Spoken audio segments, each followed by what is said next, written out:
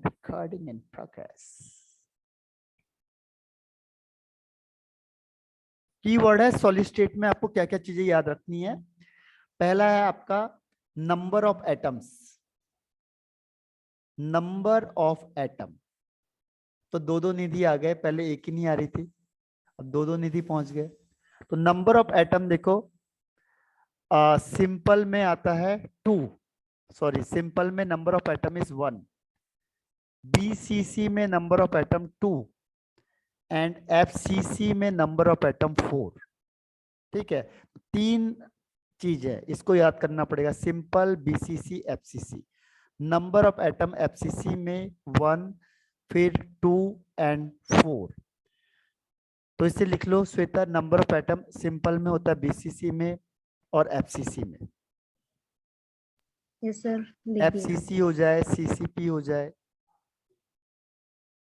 पहला कीवर्ड इसमें ये है। सेकंड वन आता है कंट्रीब्यूशन।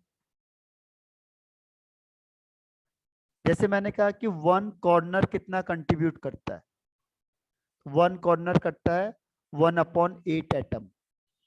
वन फेस कितना कंट्रीब्यूट करता है, तो वन फेस करता है 1/2 एटम। एंड वन बॉडी कितनी वो करती है, तो ये है 1। ठीक है, ये तीन कंट्रीब्यूशन है। और एक आता है वन एज। वन एज कितना कंट्रीब्यूट करता है, 1/4 एटम। तो ये सेकंड है, इसे लिखते चले जाओ। 1 सेकंड, वो 1 एटम ऑफ एटम। ठीक है, तो ये सेकंड पॉइंट हो गया जो आपको याद करना है कि वन कॉर्नर कितना कंट्रीब्यूट करेगा, one face, one body and one edge centre. Clear? Yes sir. लिख लिया ना? Yes sir. अब थर्ड आता है इसमें ए और आर में रिलेशनशिप, ए एंड आर में relationship, relationship between A and R. तो रिलेशनशिप में क्या होगा देखो, सिंपल में आता है, सिंपल में होगा A is equal to 2R। और बीसीसी में होता है A is equal to 4/√3R। और एफसीसी में होता है A is equal to 2√2R।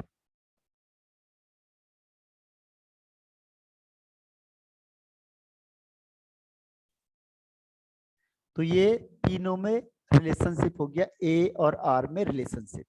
तो इसे लिख लो। सर हो गया। हो गया। अब फोर्थ में आते हैं।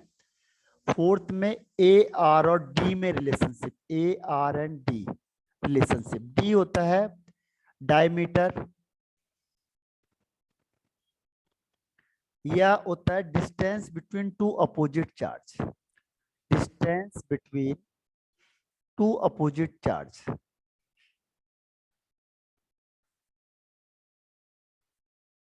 ठीक है, तो इसमें क्या होगा, जैसे मैंने डायमीटर इज इक्वल टू होता है 2R in general, 2R diameter, यानी D is equal to 2R।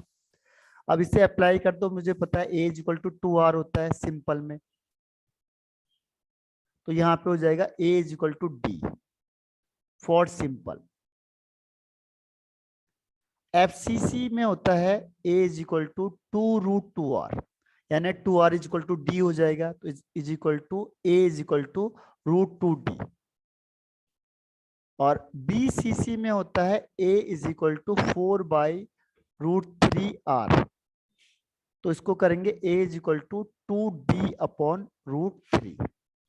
ठीक है, तो D अगर क्वेश्चन में दिया है तो A ऐसे निकालना है, ये R है तो ये तीनों में रिलेशनशिप, तो A R एंड D में रिलेशनशिप,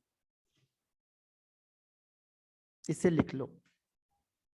इसी के बेस पे एक दो क्वेश्चन है उसमें, वो आपको नहीं आ रहे होंगे, वो D पे बेस्ड है, या कॉम्प्लिकेटेड क्वेश्चंस बन जाते कई बार। हो गया सर। हो गया। अब इसके बाद नेक्स्ट आता है fifth one. Fifth one is density का फॉर्मूला। डेंसिटी का फॉर्मूला होता है D is equal to Z into M upon A cube into N A, ये होता है डेंसिटी का फॉर्मूला। लेकिन कई बार वो m नहीं दिया होता क्वेश्चन में, तो m के लिए क्या करते हैं, मोल कॉन्सेप्ट अप्लाई करते हैं। W upon M is equal to n upon N A. ठीक है, यहां से कई बार आपको m निकालना होता है। तो ये दो फॉर्मूला लिख लो। अगर क्वेश्चन में मोलर मास गिवन नहीं है या नंबर ऑफ एटम गिवन है तो यहाँ पे मोल कॉन्सेप्ट लगेगा। ठीक है, यस सर, हो गया। हो गया। तो ये कब लगेगा, अगर आपको क्वेश्चन में क्या दिया हुआ है, नंबर ऑफ एटम दे दिया, तब आप ये वाला फॉर्मूला यूज करोगे। या आपको दे दिया वेट, वेट ऑफ एटम दे दिया, तब आप ये वाला फॉर्मूला यूज करोगे। इसे कहते हैं मोल कॉन्सेप्ट। तो मोल कॉन्सेप्ट अप्लाई करना पड़ेगा। नेक्स्ट है आता है इसमें डेंसिटी हो गया। एक और फॉर्मूला होता है tetrahedral void and octahedral void पे। तो tetrahedral void and octahedral void पे क्या रिलेशनशिप है,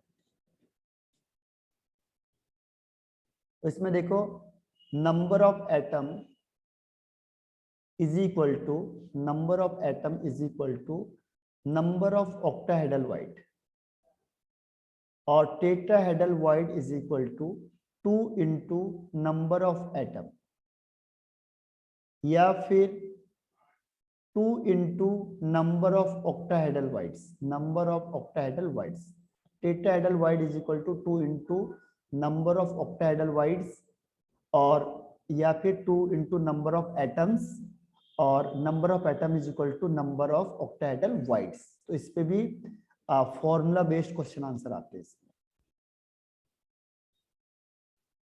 इसे भी लिख लो। हो गया सर। अब इसके बाद नेक्स्ट आता है इसमें परसेंटेज या कोफिशिएंट वाला, पैकिंग एफिशिएंसी। पैकिंग एफिशिएंसी, तो जो पैकिंग एफिशिएंसी होती है या packing fraction efficiency, packing efficiency में देखो सिंपल जो होता है, सिंपल में होता है 52.4%, और अगर मैंने कहा पैकिंग फ्रैक्शन तो हो जाता है 0.524।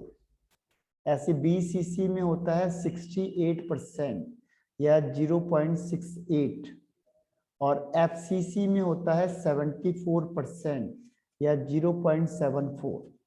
ठीक है, कई बार वो बोलता है वाइट का बताओ, वाइट की परसेंटेज। अगर बोलेगा वाइट परसेंटेज, वाइट परसेंटेज, तो यहाँ पे 100 से माइनस करना है, 47.6%, यहाँ पे 32% और यहाँ पे 26%। ठीक है, तो इससे भी लिख लो।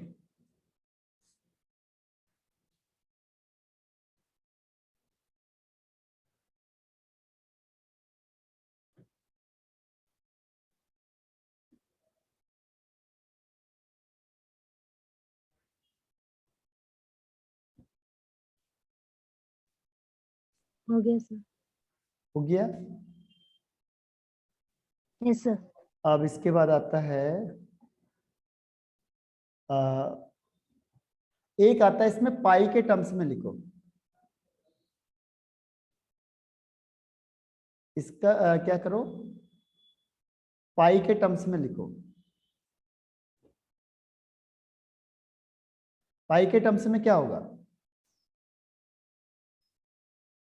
अगर वो कहेगा कि पाई के टर्म्स में आना है तो पाई के टर्म्स में कैसे निकाल सकते हैं। देखो अगर सिंपल का आ गया पाई के टर्म्स में, तो सिंपल में क्या होता है, देखो 1 into 4/3 pi R cube upon 2r का क्यूब। ठीक है, r से r कैंसिल आउट हो जाता है, और यहाँ पे आ जाता है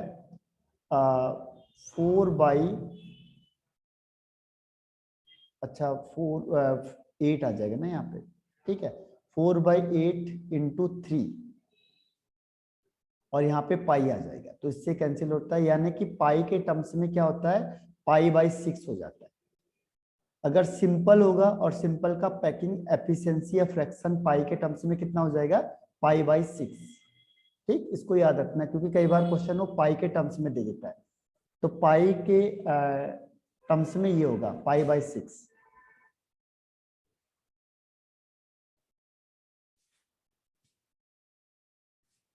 ठीक है, इसे लिख लो पाई बाई 6।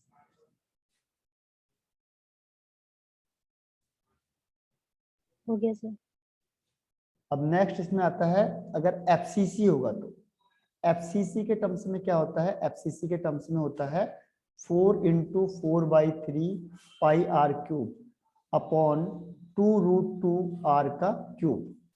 अब ये आर से आर कैंसिल आउट हो जाएगा, ठीक है, इसमें आ जाएगा 4 into 4/3 into 2 into 2 into 2 3 times हो जाएगा एंड 2 इंटू 2 इंटू 2 यानी 3 टाइम्स से भी हो जाएगा।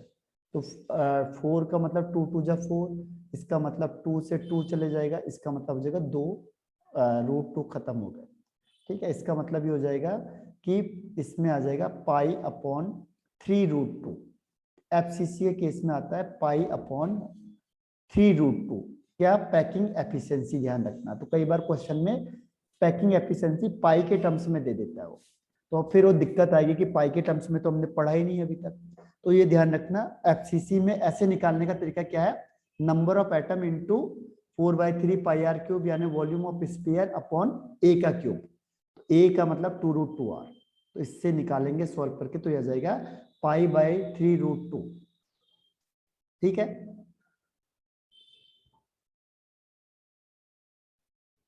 Yes sir.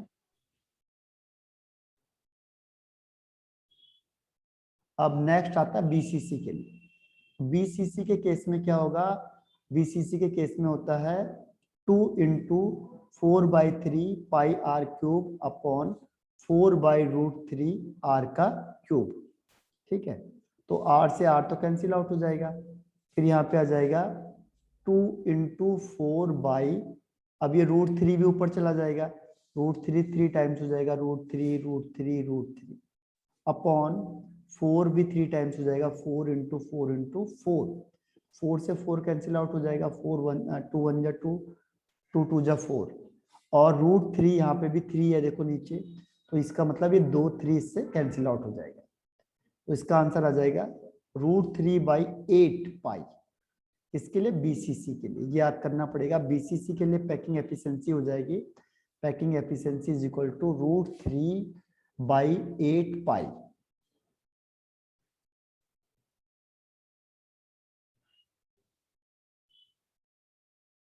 हो गया सर। ठीक है, तो ये है आपके पास पैकिंग एफिशिएंसी होगी। अब आता है एक वो क्या कहते हैं उसके लिए, रेडियस रेशियो। रेडियस रेशियो, क्योंकि जब आपको सारी चीज आपके पास होंगी ना तो क्वेश्चन आंसर आपको इजी हो जाएगा करना। आपको ये देखना क्वेश्चन में दिया क्या, निकालना क्या, फॉर्मूला पुट करो, आंसर निकाल दो, और ये रिपीट करोगे 2 या 3 टाइम तो आपको पूरा लर्न हो जाएगा, तो इजी हो जाएंगे आपके पास न्यूमेरिकल क्वेश्चन, ठीक है। तो यहाँ पे रेडियस रेशियो के लिए क्या होगा, देखो लिमिटिंग, अच्छा टाइम खत्म हो रहा है, आपको रिज्वाइन करना है फिर से सेम आईडी पे, ठीक है, रिज्वाइन करो सेम आईडी। ओके।